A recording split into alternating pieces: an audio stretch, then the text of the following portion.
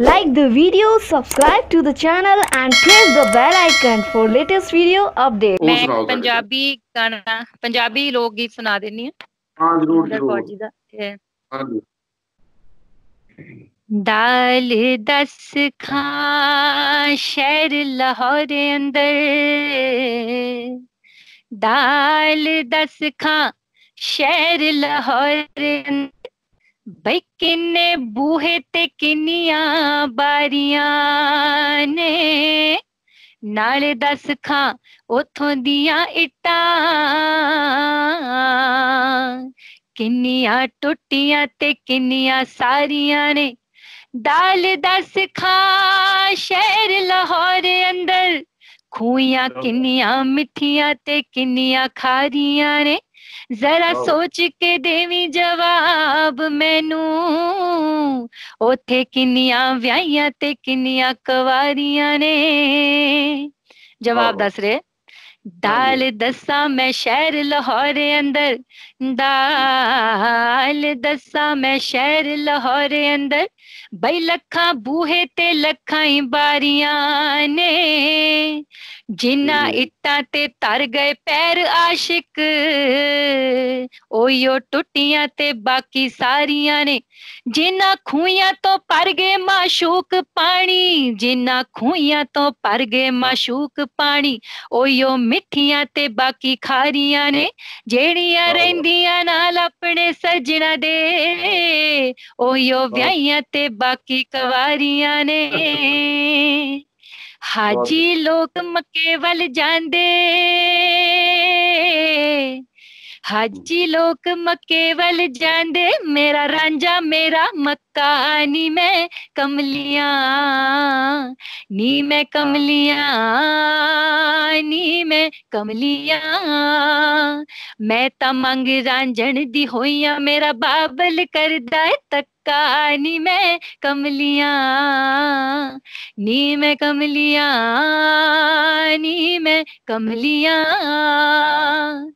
कज्जल दा की पावना जेड़ा अथरू वगन रुड़ जावे, कज्जल दा की पावना जेड़ा अथरू वगन रुड़ जावे, कच दा की पहनना जेड़ा ठेस लगे टुट जावे, रंग दा की लावना जेड़ा बूंद पए कुड़ जावे, आशिक नू की मारना जिन्नू झिड़क दित्ती मर जावे, नी मैं कमलियां, नी मैं कमलियां, नी मैं कमलियां। Thank you. वाह वाह वाह बहुत अच्छा, ताड़ियां मैं मार देना, दर्शक ਦਾ ਹੁਣ ਘਰ ਮਾਰ ਦੇਣ, ਮੈਂ ਵੀ ਮਾਰ ਦੇਣਾ, ਵੈਰੀ ਗੁੱਡ। ਅੱਛਾ ਇਹ ਬਾਕੀ ਗੱਲ ਫੇਰ ਕਰਦੇ ਹੈਗੇ ਆ, ਇਹ ਤੁਸੀਂ ਬਹੁਤ ਅੱਛਾ ਜਿਹੜਾ ਇਹੋ ਲਾਹੌਰ ਦੀ ਗੱਲ ਕੀਤੀ ਆ ਆਪਣੇ ਪੋਇਟਿਕ ਵੇ 'ਚ। ਵੈਸੇ ਤਾਂ ਜਿਹੜਾ ਸਾਡਾ ਅੰਮ੍ਰਿਤਸਰ ਸ਼ਹਿਰ ਆ ਰਿਲੀਜੀਅਸ ਐਂਗਲ ਤੋਂ ਗੋਲਡਨ ਟੈਂਪਲ ਆ, ਇੱਥੇ ਦੁਰਗਿਆਣਾ ਮੰਦਿਰ ਹੈ, ਅੰਮ੍ਰਿਤਸਰ ਦੇ ਖਾਣੇ ਬੜੇ ਮਸ਼ਹੂਰ ਹੈਗੇ ਆ, ਕਦੀ ਕਦੀ ਮੇਰਾ ਵੀ ਦਿਲ ਕਰਦਾ ਹੁੰਦਾ ਕੁਲਚੇ ਵਗੈਰਾ ਖਾਣ ਮੈਂ ਆ ਜਾਂਦਾ ਹੈਗਾ, ਤੇ ਇੱਥੇ ਦੀ ਬਿਊਟੀ ਵੀ ਬੜੀ, ਕੁੜੀਆਂ ਵੀ ਬੜੀਆਂ ਖੂਬਸੂਰਤ ਆ। ਪਰ ਤੁਸੀਂ ਲਾਹੌਰ ਦੀ ਗੱਲ ਕੀਤੀ, ਪਾਕਿਸਤਾਨ ਕਦੀ ਗਏ ਹੋ ਕਿ ਨਹੀਂ? ਉਧਰਲੀ ਲੈਂਗੁਏਜ ਕਲਚਰ ਟ੍ਰੈਡੀਸ਼ਨ ਦੇਖੀ ਹੈ ਕਿ ਨਹੀਂ ਅਜੇ ਤਾਈਂ? ਨਹੀਂ ਮੈਨੂੰ ਪਤਾ ਹੈ ਉਹਨਾਂ ਦਾ, ਕਿਉਂਕਿ ਮੇਰਾ ਮੈਨੂੰ ਬੜਾ ਅੱਛਾ ਲੱਗਦਾ ਲਾਹੌਰੀ ਜਿਹੜੇ ਲੋਕ ਨੇ, ਉਹਨਾਂ ਦੀ ਭਾਸ਼ਾ, ਉਹਨਾਂ ਦੇ ਬਾਰੇ ਮੈਂ ਦੇਖਦੀ ਰਹਿੰਦੀ, ਪੜ੍ਹਦੀ ਰਹਿੰਦੀ ਹਾਂ ਨੈਟ ਤੋਂ ਵੀ, ਪਰ ਮੈਨੂੰ ਕਦੀ ਮੌਕਾ ਨਹੀਂ ਮਿਲਿਆ ਜਾਣ ਦਾ। ਹਾਂਜੀ ਆ ਕੇ ਆਓ ਤੁਸੀਂ ਪਾਕਿਸਤਾਨ। ਅੱਛਾ ਇਹਦੇ ਨਾਲ ਨਾਲ ਇੱਕ ਮੈਨੂੰ ਦੱਸੋ, ਜਿਹੜਾ ਤੁਸੀਂ ਉਰਦੂ ਵਿੱਚ ਵੀ ਲਿਖੀਆਂ ਹੈਗੀਆਂ ਕੁਝ ਗਜ਼ਲ ਨਜ਼ਮਾਂ, ਇਹ ਮੈਂ ਵੈਸੇ ਇੰਡੀਵਿਜੂਅਲ ਲੈਵਲ 'ਤੇ ਸਿੱਖਣੇ ਦੀ ਕੋਸ਼ਿਸ਼ ਕੀਤੀ ਸੀ, ਅਲਫ ਬੇ ਪੇ ਤੇ ਟੇ, ਉਹ ਜਦੋਂ ਫਿਰ ਉਹਨਾਂ ਨੂੰ ਕਰਕੇ ਇੱਕ ਅੱਖਰ ਬਣ ਜਾਂਦਾ ਉਦੋਂ ਮੈਨੂੰ ਪਤਾ ਨਹੀਂ ਲੱਗਾ। ਖੈਰ ਮੈਂ ਆਫਿਸ ਵਿੱਚ ਬਿਜ਼ੀ ਵੀ, ਫਿਰ ਪੂਰਾ ਸਿੱਖ ਨਹੀਂ ਹੋਇਆ। ਉਰਦੂ ਕਦੋਂ ਕੁ ਸਿੱਖਿਆ ਹੈਗਾ, ਕਿੰਨੀ ਕੁ ਦੇਰ ਵਿੱਚ ਆ ਜਾਂਦਾ ਹੈਗਾ? ਮੈਂ ਐਕਚੁਅਲੀ ਮੇਰੇ ਉਸਤਾਦ ਜੀ ਨੇ ਸਰ ਸੈयद ਜ਼ਿਆ ਅਲਵੀ ਸਾਹਿਬ ਨੇ ਦਿੱਲੀ ਤੋਂ, ਤੇ ਉਹਨਾਂ ਕੋਲੋਂ ਮੈਂ ਸਿੱਖ ਰਹੀ ਹਾਂ, ਔਰ ਮੁਕੰਮਲ ਜਿਹੜੀ ਮੈਂ ਤਾਲੀਮ ਲੈ ਰਹੀ ਹਾਂ। ਹਜੇ ਲਿਖਣਾ ਨਹੀਂ ਮੈਨੂੰ ਆਉਂਦਾ ਉਰਦੂ, ਲੇਕਿਨ ਮੈਂ ਉਸ ਤਰ੍ਹਾਂ ਹਿੰਦੀ ਦੇ ਵਿੱਚ ਉਰਦੂ ਦੇ ਸ਼ਬਦ ਲਿਖ ਲੈਂਦੀ, ਤੇ ਉਹ ਮੈਂ ਮਤਲਬ ਜਾਂ ਪੰਜਾਬੀ ਹਿੰਦੀ ਵਿੱਚ ਉਰਦੂ? ਹਾਂਜੀ ਇੰਗਲਿਸ਼ ਵਿੱਚ ਲਿਖਦੇ ਹੋ ਸਕ੍ਰਿਪਟ ਜੇ ਜਿਹੜੀ?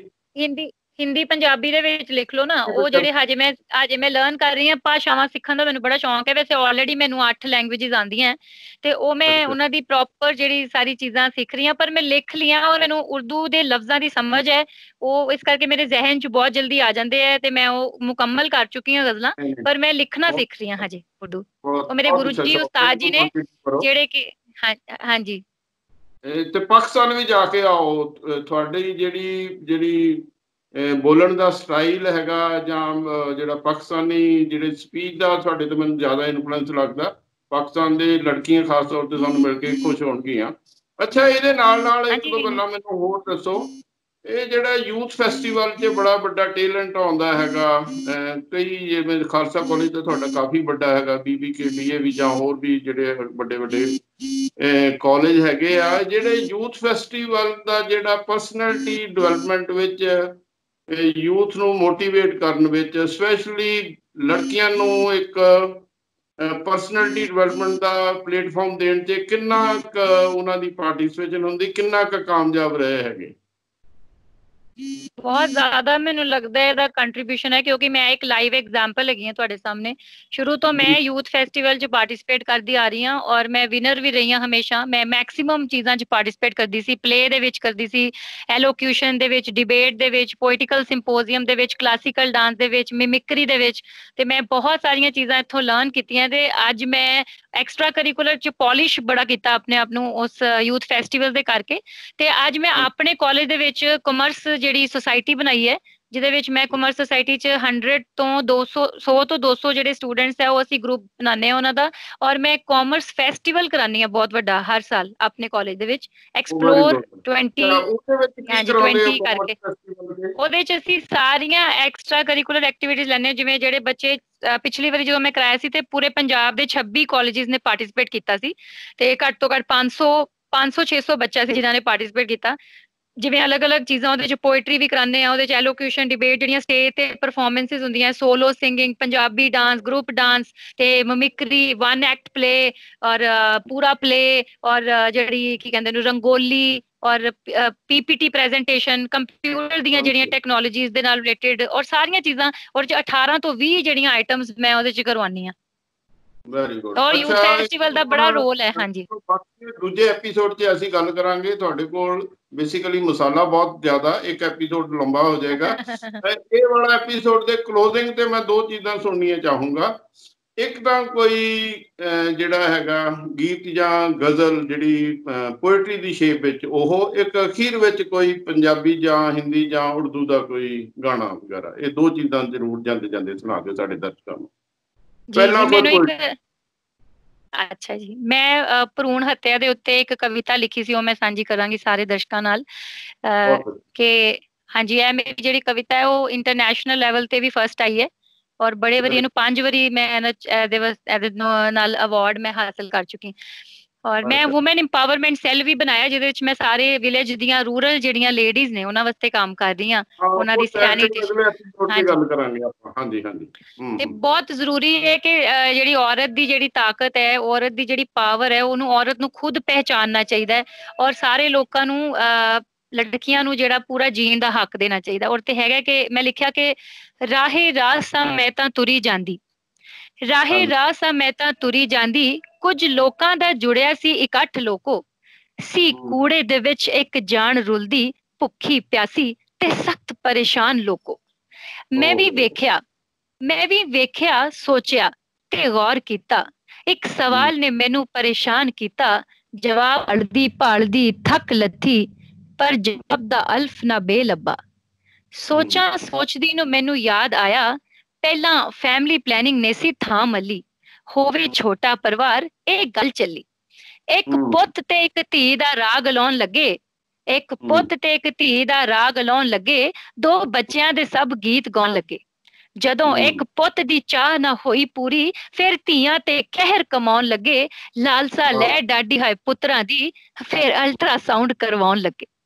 ਪੁੱਤ ਦਾ ਜਦ ਤੱਕ ਨਹੀਂ ਖੁਰਾ ਖੋਜ ਲੱਭਦਾ, ਤਦ ਤੱਕ ਧੀ ਦਾ ਭਰੂਣ ਮੁਕਾਈ ਜਾਵੋ, ਜਿਹੜੀ ਕੁੜੀ ਅਜੇ ਜੰਮੀ ਹੀ ਨਹੀਂ, ਉਸਨੂੰ ਕੁੱਖ ਅੰਦਰ ਹੀ ਬਿਲੇ ਲਾਈ ਜਾਵੋ। ਬੱਚੀ ਮਾਂ ਦੀ ਕੁੱਖ ਚੋਂ ਭਰੇ ਹੰਝੂ, ਬੱਚੀ ਮਾਂ ਦੀ ਕੁੱਖ ਚੋਂ ਭਰੇ ਹੰਝੂ, ਆ ਕੀ ਕਰਨ ਲੱਗੀ ਅਮੜੀ ਮੇਰੀਏ ਨੀ, ਬਿਨ ਜੰਮੀ ਨੂੰ ਕਤਲ ਕਰਾਉਣ ਤੁਰ ਪਈ। ਹਾਏ ਇਹ ਦੱਸ ਦਾਨਾਈ ਕੀ ਤੇਰੀ ਏ ਨੀ। ਧੀਆਂ ਹਾਂਜੀ ਨਾਲ ਲੱਗਦੇ ਭਾਗ ਪੁੱਤਰਾਂ ਨੂੰ, ਧੀਆਂ ਘਰ ਘਰ ਵਿੱਚ ਸਦਾ ਪ੍ਰਵਾਨ ਹੋਵਣ। ਪੁੱਤ ਮਾਪਿਆਂ ਦੀ ਦੌਲਤ ਤੇ ਅੱਖ ਧਰਦੇ, ਧੀਆਂ ਮਾਪਿਆਂ ਲਈ ਸਦਾ ਪਰੇਸ਼ਾਨ ਹੋਵਣ। ਧੀ ਦੇ ਕੇ ਪੁੱਤ ਸਹੇੜਦੇ ਹਾਂ, ਇਹ ਗੱਲ ਤਾਂ ਸਾਨੂੰ ਮਨਜ਼ੂਰ ਲੋਕੋ, ਪਰ ਪੁੱਤ ਵਿਆਹ ਨੂੰਹਾਂ ਸਾੜਦੇ ਹਾਂ, ਇਹ ਕਿੱਦਾਂ ਦਾ ਨਵਾਂ ਦਸਤੂਰ ਲੋਕੋ। ਆ ਕੀ ਹੋਇਆ, ਆ ਕੀ ਦੱਸਦੇ ਨੇ ਮਰਦਮ ਸ਼ੁਮਾਰੀ ਦੇ ਅੰਕੜੇ ਪਏ ਸਾਰੇ, ਗੁਰੂਆਂ ਪੀਰਾਂ ਫਕੀਰਾਂ ਦੀ ਧਰਤ ਉੱਤੇ ਧੀਆਂ ਘੱਟ ਤੇ ਪੁੱਤ ਹੁਣ ਹੋਏ ਬਹੁਤੇ। ਉਹ ਹੁਣ ਤਾਂ ਖੁਸ਼ ਜੇ ਪੁੱਤਾਂ ਦੇ ਵਾਅਦੇ ਤੋਂ, ਪਰ ਇਹ ਵਾਅਦਾ ਜੇ ਬੜਾ ਦੁਖਦਾਈ ਲੋਕੋ। ਵਿਆਹ ਹੋਣਗੇ ਹੁਣ ਕੁਦੇਸਣਾ ਨਾਲ, ਨਹੀਂ ਲੱਭਣੀ ਨਨਾਣ ਭਰਜਾਈ ਲੋਕੋ। ਇੱਕ ਗੱਲ ਕਹਾਂ ਜੇ ਮਨ ਲੱਗੇ, ਇਹਨਾਂ ਲਾਂਤਾਂ ਤੋਂ ਪਰਦਾ ਲਾ ਦਿਆਂ ਮੈਂ। ਧੀ ਧਿਆਣੀ ਦਾ ਕਰੋ ਜਿੰਨਾ ਮਾਣ ਹੋਵੇ, ਆ ਭਰੂਣ ਹੱਤਿਆ ਤੋਂ ਪੱਲਾ ਛੁਡਾ ਦਿਆਂ ਮੈਂ। ਧੀ ਲక్ష్ਮੀ ਘਰ ਦਾ ਮਾਣ ਹੁੰਦੀ, ਧੀ ਜਨਮ ਤੋਂ ਹੀ ਮਹਾਨ ਹੁੰਦੀ। ਮੰਦਰਾਂ ਵਿੱਚ ਜਾ ਕੇ ਵੇਖੋ ਜ਼ਰਾ, ਦੇਵੀ ਮਾਤਾ ਦੀ ਪੂਜਾ ਤਮਾਮ ਹੁੰਦੀ। ਕਿਤੇ ਪੂਜਾ ਤੇ ਕਿਤੇ ਹੋਣ ਕਤਲ, ਕਿਤੇ ਪੂਜਾ ਤੇ ਕਿਤੇ ਹੋਣ ਕਤਲ। ਇਹ ਕੈਸਾ ਹੈ ਸਾਡਾ ਵਿਧਾਨ ਲੋਕੋ, ਮਰਦ ਮਰਦ ਤੇ ਜ਼ੁਲਮ ਨੇ ਢਾਂਵਦਾ ਨਹੀਂ, ਪਰ ਔਰਤ ਲਈ ਬਣਿਆ ਸ਼ੈਤਾਨ ਲੋਕੋ।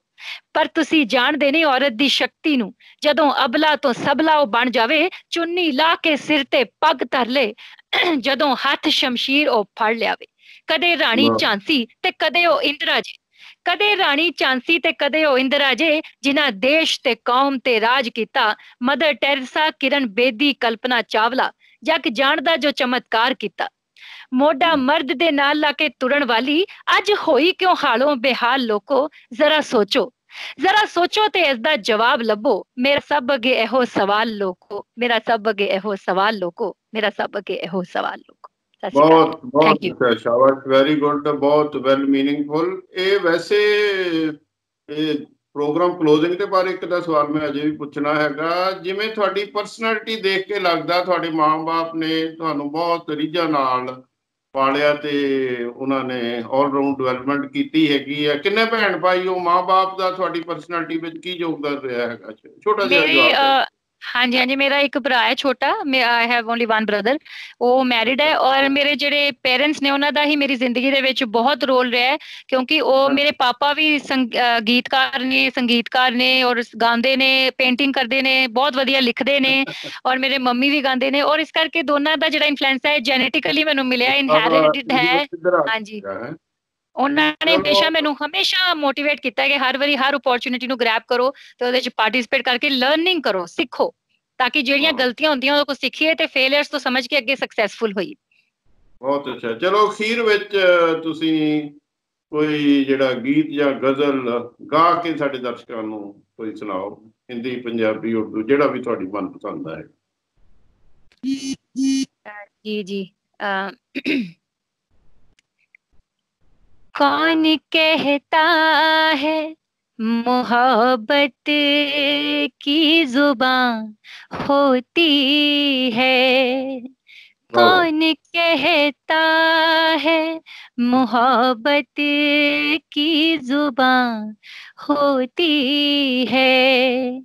ये हकीकत तो निगाहों से बयां होती है, कौन कहता है मोहब्बत की जुबान होती है। वो न आए तो खलिश सी है सताती दिल को, वो न आए तो खलिश सी है सताती दिल को, वो जो आए तो खलिश और जवां होती है, वो जो आए तो खलिश और जवां होती है, कौन कहता है मोहब्बत की जुबान होती है। रूह को शाद करे, दिल को जो पुरनूर करे, दिल को पुरनूर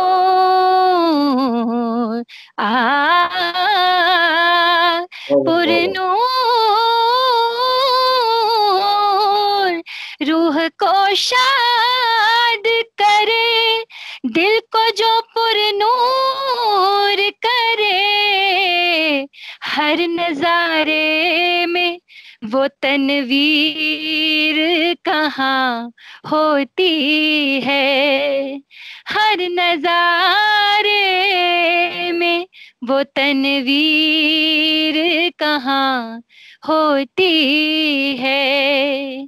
कौन कहता है मोहब्बत की जुबान होती है। Thank you. वाह वाह वाह, बहुत अच्छा। कौन कहता मोहब्बत की जुबान होती है। बहुत अच्छा ਡਾਕਟਰ ਅੰਚਲ ਅਰੋੜਾ। ਮੈਨੂੰ ਮੈਂ ਵੀ ਪਹਿਲੀ ਵਾਰੀ ਮਿਲਿਆ ਤੁਹਾਨੂੰ ਅੱਜ ਆਨਲਾਈਨ ਬਹੁਤ ਅੱਛਾ ਲੱਗਾ ਵੀਡੀਓ ਤੇ। ਜੀ।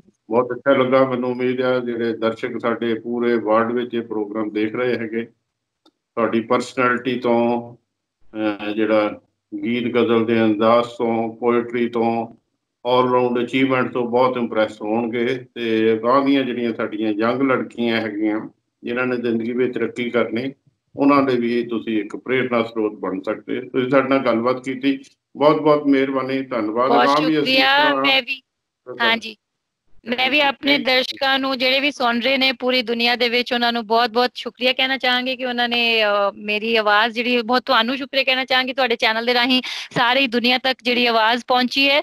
ਔਰ ਮੈਂ ਕਹਿਣਾ ਚਾਹਾਂਗੀ ਯੰਗਸਟਰਸ ਨੂੰ ਇੰਡੀਆ ਦੇ ਕਿ ਜੇ ਕੋਈ ਚਾਹੁੰਦਾ ਹੈ ਕਿ ਯੂਥ ਲੈਬ ਦੇ ਵਿੱਚ ਆ ਕੇ ਸਾਡੇ ਨਾਲ ਜੁੜੇ, ਉਹ ਪਲੀਜ਼ ਮੈਨੂੰ ਕੰਟੈਕਟ ਕਰਨ dranchal@youthlabco.com ਤੇ ਬਹੁਤ ਅੱਛਾ ਲੱਗੇਗਾ ਜੇ ਅਸੀਂ ਕੁਝ ਸੇਵਾ ਕਰ ਪਾਵਾਂਗੇ ਆਪਣੇ ਦੇਸ਼ ਦੀ। Thank you. ਓਕੇ ਓਕੇ, ਬਹੁਤ ਅੱਛਾ ਲੱਗਾ। Thank you thank you thank you thank you. Thank you sir.